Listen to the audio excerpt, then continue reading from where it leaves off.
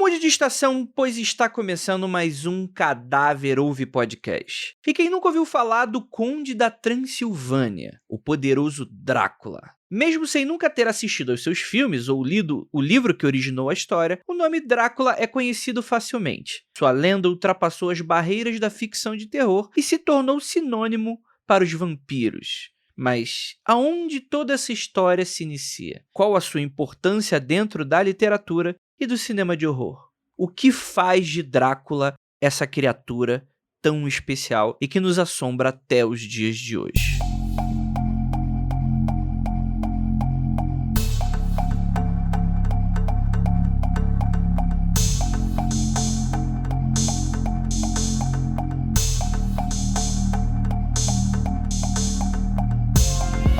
Mas antes da gente falar sobre isso, temos um convite especial para você. Sim, você que é amante dos seres bebedores de sangue. Oliver Voldaren e Edgar Markov juntarão seus preciosos caninos no profano ritual de matrimônio e contam com a sua honrosa presença, seja como testemunha ou como, claro, parte do banquete. Sim, eu tô falando de Magic: The Gathering, o primeiro trading card game do mundo, que também está disponível não apenas fisicamente, como também virtualmente, e eu vou falar um pouquinho mais sobre isso daqui a pouco. Innistrad está de volta, e com toda a sua glória e horror gótico, 2 novos lançamentos dessa coleção. Você participou já do Festival da Colheita, lá que foi a temporada passada de Caçada à Meia-Noite, e agora temos Voto Carmesim, que convida você a se esbaldar em um casamento vampírico maravilhoso. Para você que já conhece Magic, é a sua oportunidade de adentrar aí a essa aristocracia vampírica de Innistrad. Para você que não conhece, a gente tem diversas formas de como te apresentar esse que é um jogo tão tradicional e tão maneiro de jogar, que eu mesmo jogo aqui de vez em quando entre as edições do podcast. Caso você ainda não conheça Magic: The Gathering, eu vou dar diversas oportunidades para você conhecer agora. Primeiro que, se você curte o jogo físico, quer aprender a jogar, você pode conhecer através de uma loja parceira. Não sabe onde fica? Tem dificuldade de descobrir? Oh meu Deus, Andrei! Você faz o seguinte, tem um site especializado que é a Wizards Store Locator, no qual você joga o teu endereço e ele vai achar para você as lojas parceiras mais próximas, tá legal? E lá você pode entrar, comprar, conversar com a galera, que eu tenho certeza que você vai ser muito bem-vindo ou bem-vinda, com toda certeza. Ou, se você quer dar aquela experimentada antes de ir pro físico, não tem qualquer problema, a gente tem o Magic: The Gathering Arena, que ali você já pode ainda se familiarizar com muita facilidade com as mecânicas oficiais do Magic, né? Inclusive as mecânicas novas aí dessa nova temporada. Então, você tem tutoriais inteiros ali para você entender como é que funciona o jogo em si, inclusive sair jogando custo zero para você adentrar nesse mundo maravilhoso do TCG. Lembrando, Magic Arena, tanto no PC quanto no Mac e em qualquer dispositivo mobile, é completamente gratuito. E caso você já seja um jogador das antigas, tá em casa por motivos de segurança, você faz o seguinte, você pode jogar com os seus amigos com o Magic físico através do site do Spell Table. Tudo isso que a gente estiver falando, vou deixar nos links aí desse episódio para você conhecer, que com apenas uma webcam, celular, você já consegue aí jogar de uma maneira muito intuitiva e muito fácil com seus amigos, beleza? E também, por que não falar dessa figura muito conhecida que estamos abordando aqui no Cadáver Ouve Podcast, o Drácula. Sim, você terá cards da série do Drácula exclusivos para a coleção Innistrad Voto Carmesim. Então,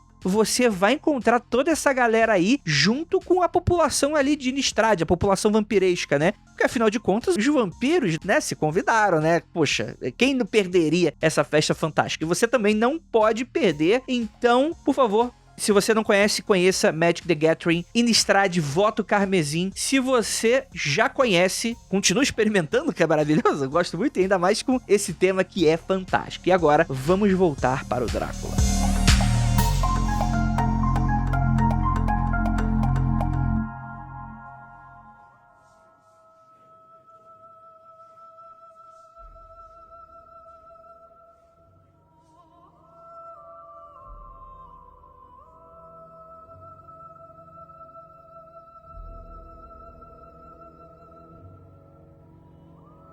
Drácula, o personagem, surgiu originalmente no livro que leva seu nome. Ele foi escrito por Bram Stoker e publicado em 1897. E conhecer as suas origens e os detalhes que envolvem a criação dessa história é também conhecer um pouco da sociedade inglesa do final do século XIX.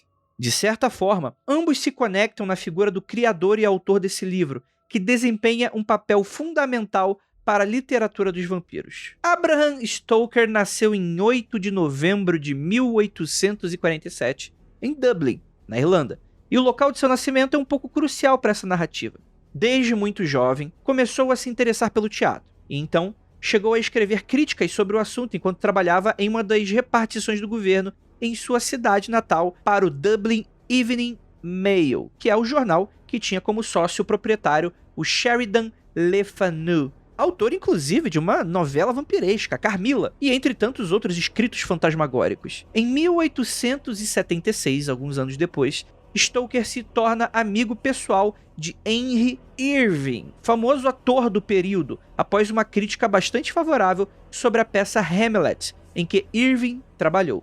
Em 1878, Stoker se casou com Florence Balcombe, uma jovem bastante reconhecida por sua beleza. Outro interessado em Balcombe era Oscar Wilde, a quem Stoker conhecia de seus anos de escola, fica aí a curiosidade. E após o casamento, ambos se mudaram para a Inglaterra, onde Stoker se tornou agente empresário do Lyceum Theatre, o estabelecimento de Henry Irving. Podemos dizer que, graças ao Irving, Stoker deu um pontapé inicial para dentro da alta sociedade londrina. E podemos dizer isso inclusive porque Stoker era um irlandês vivendo na Inglaterra. Desde sempre, a Irlanda sofreu com decisões políticas da Grã-Bretanha e sofreu também em uma série de tumultos em relação aos países vizinhos. Na década de 1880, pouco depois da mudança do casal Stoker para a Inglaterra, a Irlanda passou a exigir de forma rigorosa o autogoverno e autocontrole de suas próprias leis contra a Grã-Bretanha. Os confrontos entre os dois países eram constantes nesse período,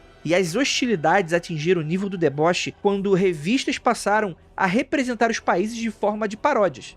A National League da Irlanda foi representada como The Irish Vampire, ou Vampiro Irlandês, uma tradução básica aqui, em um cartoon de outubro de 1885, na revista Punch, uma famosa revista britânica de sátiras. Curioso que os irlandeses tenham sido considerados vampiros nesse episódio, né? Talvez seja nesse ponto que encontramos uma das grandes contradições de Drácula, mas que vamos falar dela daqui a pouco.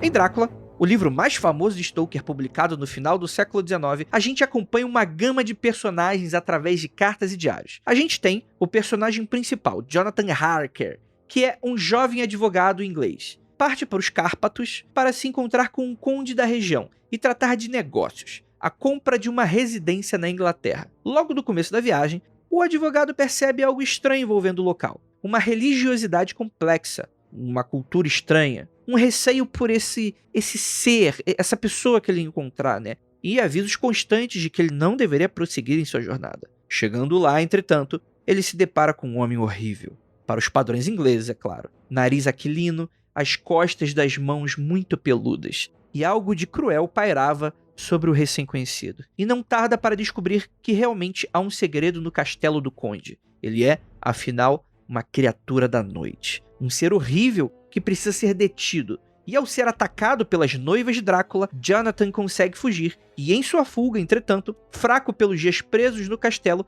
vai para Budapeste. Drácula já havia partido rumo à Inglaterra no navio russo de Demeter. Bem, a gente tem outros personagens importantes no romance, A grande Mina, futura esposa de Jonathan. Lucy, amiga de Mina, que está indecisa com qual jovem deveria se casar, inclusive que gostaria de se casar com 3. A gente tem o Arthur Holmwood, que logo se tornará muito rico, o Dr. John Seward, que é médico, o Quincy Morris, um norte-americano, e mais tarde conhecemos também Van Helsing, especialista que conduzirá as pesquisas e batalhas contra o Drácula. Já temos também Renfield, paciente do Dr. Seward, que sofre de graves influências mentais e físicas do conde, agindo como um espião. Bem, uma das primeiras vítimas de Drácula é Lucy, que começa a ter uma série de episódios de sonambulismo. Mina, que precisa correr em auxílio de Jonathan, deixa a jovem aos cuidados dos 3 pretendentes. Seward convida Van Helsing, seu antigo conhecido e professor, para auxiliar no tratamento da jovem por quem é apaixonado.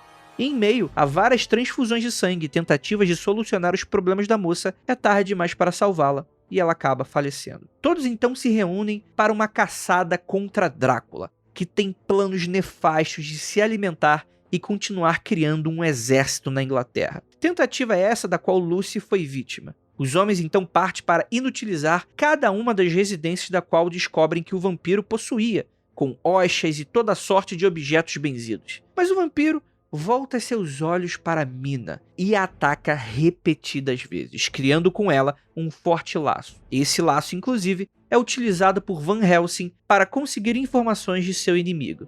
Todos então partem para Transilvânia, onde Drácula retornou, para acabar de uma vez com todas essas criaturas nefastas. Drácula, o forasteiro, que ousou perturbar os bem-aventurados habitantes da nobre Inglaterra com a sua mente antiga, suas tradições velhas e todas as possibilidades absurdas que deveriam ter sido esquecidas há mais de um século atrás, é esse grande mal do livro. E é a ele que todos devem derrotar. Não é um exagero dizer, e muitos teóricos hão de confirmar, que a luta contra Drácula, para além de uma luta contra o mal, é uma luta contra o outro, aquele que é perigoso, o forasteiro de tradições estranhas e exóticas. São várias as teorias apresentadas sobre a origem do Conde. Algumas acreditam que Bram Stoker pesquisou e se interessou pelo antigo voivoda da Valáquia, o Vlad Tepes, conhecido por aí como Vlad o Empalador. Mas apesar da crueldade dos terrores que Vlad III serviu ao seu povo em suas guerras,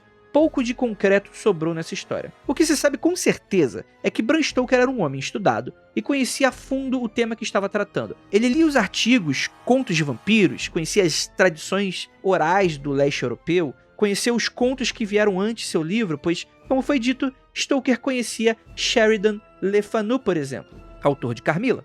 Há também indícios que, em uma de suas viagens aos Estados Unidos, Stoker teve contato com o caso de Mercy Brown, uma jovem que morreu de tuberculose em Rhode Island, em 1892 e, temendo o pior, após vários membros da família terem morrido, o pai da jovem fez uma exumação e passou a fazer rituais de purificação para que a filha descansasse e deixasse os sobreviventes em paz. A realidade é que Mercy Brown talvez esteja muito mais próxima da criação de Drácula do que Vlad Tepes em si. A crença nos vampiros já era algo bem antigo no século XIX. Desde que a escrita passou a ser aplicada à comunicação, histórias de criaturas que sugam sangue surgiram nos mais diversos cantos do mundo. Vurdalax, Strigóis, Staffias e mais uma sorte de outros nomes foram utilizados para essas criaturas ao longo dos anos. Entretanto, o século XVIII, um século marcado por diversas mudanças na mentalidade do Ocidente, que foi estopim para diversas revoluções, também foi um século em que uma nova epidemia de avistamentos de criaturas saídas diretamente das histórias sombrias surgiu. Dentre elas, lobisomens na França, fantasmas na Alemanha e os vampiros do leste europeu. A ficção gótica virou sensação e ganhou cada vez mais espaço, mesmo que um espaço marginal. Temos poemas franceses e alemães, Polidori com o vampiro, Théophile Gautier e a Morta Amorosa, James Malcolm Rimmer e Thomas Becket Priest como Varney, Le Fanu com Carmilla, entre tantos outros, até nos encontrarmos com Drácula de Bram Stoker. É complexo explicar por que os vampiros fizeram tanto sucesso. Uma série de fatores são responsáveis por isso, mas se as artes no geral são frutos de seu tempo e seus contextos, há algo que a literatura de vampiro escancara para nós, em nós. Uma sociedade cheia de receios e ansiedades, de coisas monstruosas que tiram a vida através do sangue. E no caso de Drácula, das possibilidades de seres que se parecem aristocratas capazes dos maiores absurdos. Uma velha aristocracia patética que avança sobre a burguesia ascendente e lhes arranca o sangue. Há aí uma disputa entre o novo e o velho, entre o que está preparado para o novo século e aquilo que deveria ficar fadado aos séculos passados.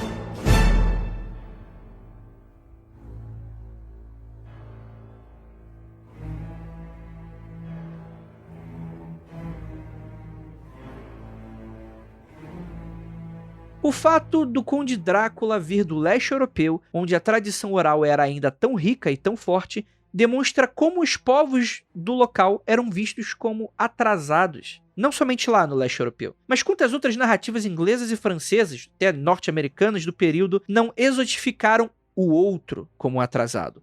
Não reuniram interesses em descobri-los, mas ao mesmo tempo em que tinham certos receios. A união da repulsa e atração está inserida em diversas obras do século XIX, que volta seus pensamentos a outros países, distantes ou não, das grandes potências. Drácula, como boa parte das grandes histórias de horror, nos traz os anseios de seu autor e da sociedade da qual ele pertencia. Há um conde, fruto de uma antiguidade forasteira, pronto para atacar a todos, roubar seu reino, causar horror ao seu povo. E são os heróis patriotas, afinal, que deterão esse avanço. Mesmo a figura de Quincy Morris, o norte-americano, e de Van Helsing, o holandês, demonstra que existe uma grande diferença entre os quais os forasteiros que são aceitos e são aliados, e aqueles que deveriam se manter distantes. Um retrato bastante próximo, mesmo que cheio de preconceitos da sociedade do período. Drácula é uma história de vampiros mais revisitada ao longo desses quase 125 anos de existência. Mas é nas entrelinhas e nos subtextos da obra que encontramos uma das características mais profundas do horror: a possibilidade de falar sobre uma era, sobre a humanidade e sobre as suas contradições. Mas, além de tudo, das sombras que nos habitam e passam pela soleira da porta do nosso interior.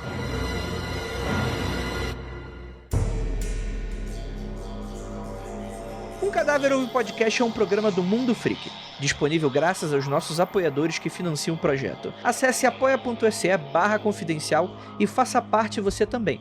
Nos vemos na próxima transmissão.